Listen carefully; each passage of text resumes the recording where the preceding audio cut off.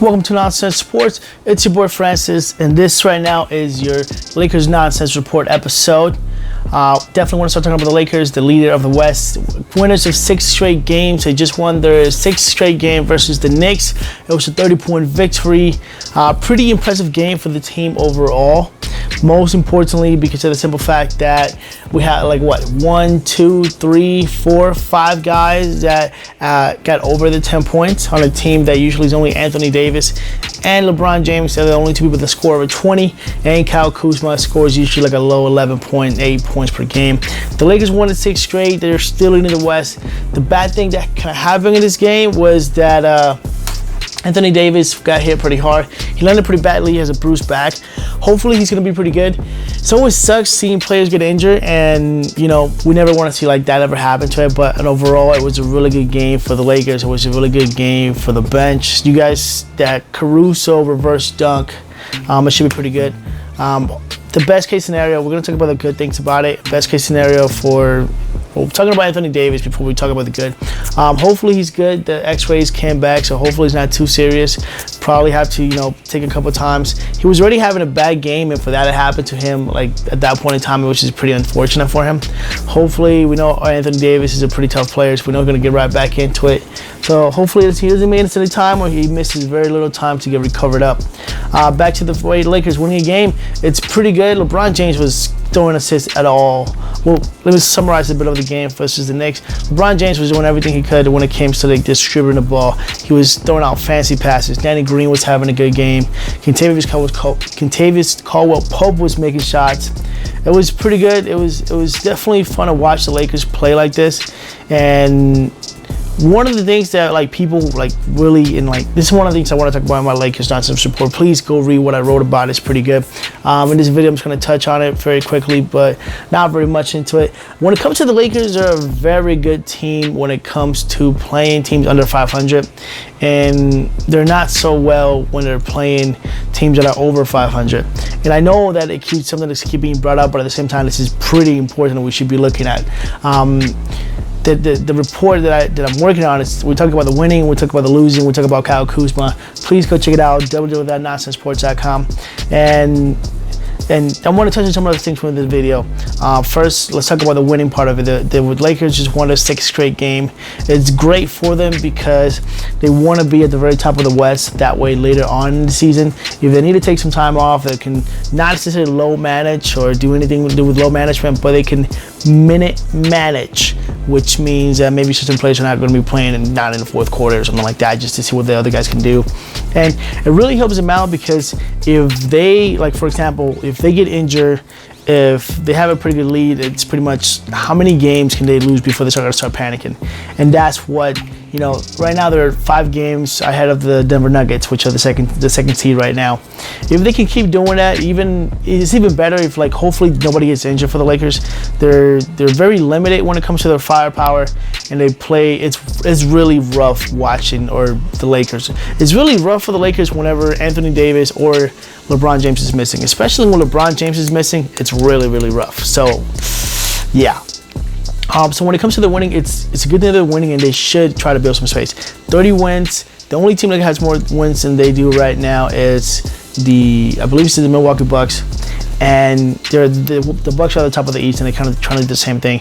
The real race or the real season for the Lakers will actually begin the playoffs. They're in a win now. They're in a win out mode. They need to win. They want to win, and that's really what really counts. When it comes to the losing, and I started talking about earlier, is the simple fact that the games they're losing to teams over 500, but kind of, in a sense. They lost to the Clippers. That 4-game losing streak to the Pacers, the Bucks, the Clippers, and whatever that 4th team was, that was rough. That was really, really rough. And it wasn't rough because they were losing games. It was rough. Well, it was rough because they were losing games, of course, but it was rough in the way they lost the games. There was lots and lots of turnovers in the 4th quarter. At some point in time, there's going to be a stat about LeBron James, how many turnovers he has in the last 5 minutes of the game, and that's going to count for a lot. I'm telling you, they're going to come up with that. There's some analytic kid out there LeBron James was the worst 4th player, but during those 4 losses, he did. There were a lot of turnovers. There were a lot of easy missed shots, And sometimes the team just seems to forget about basketball. And so the real question when it comes to those losses and when it comes to like those straight losses is not whether they'll be able to bounce back in the regular season, but whether they'll be able to, when the time comes, to flip the switch so they don't put themselves in that type of situation. To me, it's kind of like this. To me, when it comes to the regular season, I don't think LeBron James really cares for it. He knows the teams that he has to beat to make it to the playoffs. The real season starts in the playoffs for him. He knows he's going to make it. A couple of years ago when he was with Cleveland, I keep talking to people about this, is that back when he was with Cleveland and the Toronto Raptors actually, they sweep the Cleveland Cavaliers in the regular season, then the playoff comes and they were able to flip the switch. There was no mistakes done. Everything was going according to the plan. Everything was going according to the click. Everything was going perfect. So one of it's the same thing that's going to happen with this year, especially I have them being predicted to that being happening, because I have them being predicting like losing the Clippers. The Clippers are going to sweep the Lakers in the regular season. The Lakers are going to sweep the Clippers or not sweep, maybe like probably beat them. I don't think they're going to sweep them, but they're going to beat the Clippers in the playoffs if the Clippers get that far. So yeah, touching the winning, square the winning, losing to teams over 500.